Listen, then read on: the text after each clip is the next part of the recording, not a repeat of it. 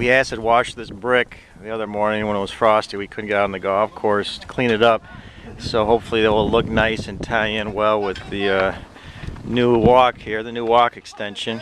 You know, when you look at something like this, a project, it's not the biggest project certainly, but there's a lot that goes into it underground that most people don't realize. All the underground utilities has to be located and then readjusted.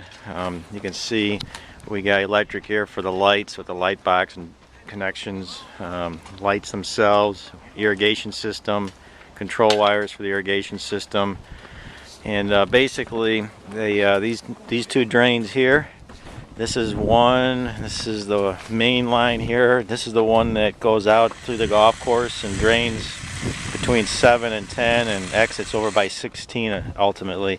This is the one we're going to tie into, so this will all be dug here by hand as well after the new manhole will be installed. That's what this large hole here is all about.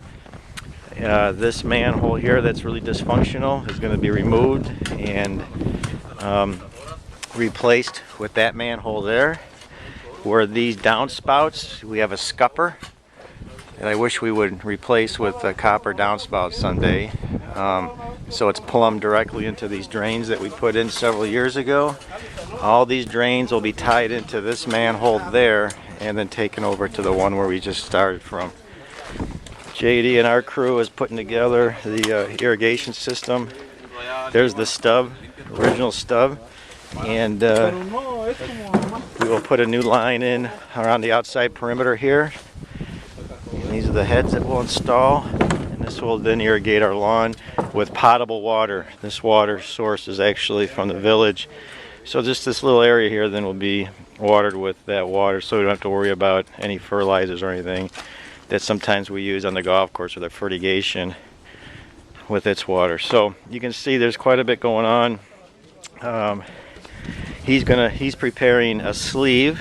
Part of the design is to have several sleeves installed under the gravel base, and these are just for down the road if we ever have to run any kind of utilities from the clubhouse back out to the golf course. We don't have to dig the brick up. All we have to do is look at our drawing, measure it out, find the 4-inch sleeve that's installed underground here, and we have a little tunnel then that we can rely on for future needs. I guess one more thing I want to talk about here. Here's the little 10-foot extension for the barbecue. This will be a nice addition, so when they're barbecuing burgers and hot dogs, this is where it'll be set up so that people can come and be serviced with some of the barbecuing that takes place. You can see the tree roots from the elm, all hand dug instead of beating it up and cutting it with a machine. This is all done by hand. That big beautiful elm there, we're pushing our luck with that tree actually with all the disturbance, but we're going to do our best to babysit it. At any rate, what I wanted to describe here was the flare and the importance of the design element here. We did not want to have this look welcoming to a golf cart. We wanted this to be a walking path only, and a path that was wide enough for two people to comfortably walk side by side. If it was much bigger than that, then it would be very path-like for a cart. So this fairly sharp bend here is going to be protected with some large boulders that will match that boulder right there, protecting this corner here and then that corner where the saw is. So the hope is that as the cart comes down this path here, it will look like it would be too sharp of a turn to go in there. I mean, the cart can make that turn, but we're hoping that the visual part of it won't look welcoming. Otherwise, the carts are going to end up in there, and then we're going to end up with weird problems on this little bit of grass along the side as that cart peels off. So those are some of the thoughts here. You can see the levels, that yellow thing on the tripod. You know, all this is done specific to an engineered plan, so we make sure the water drains away from the building.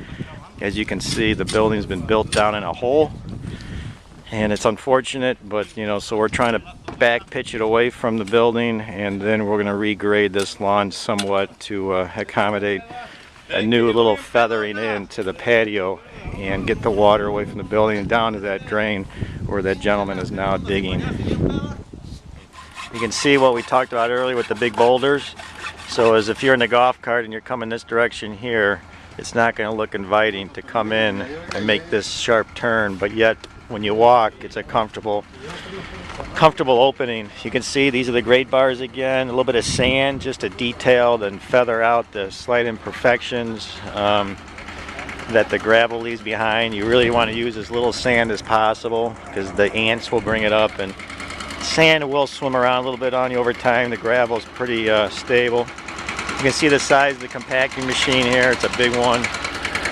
And these are all the grade stakes. You can see how much we pitched this away from the building, the top of that manhole. So that sodded area there is going to have to be stripped and regraded, and it's going to have to be dug a little deeper than what the final grade is going to be, so we can amend the soil so the sod has a good chance of surviving and thriving. Because you can see we're already down to the subgrade, meaning the clay. You can see the yellow clay line there.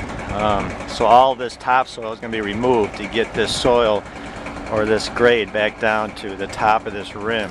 That yellow device there on the tripod is a laser leveler, and they use that to set these series of strings.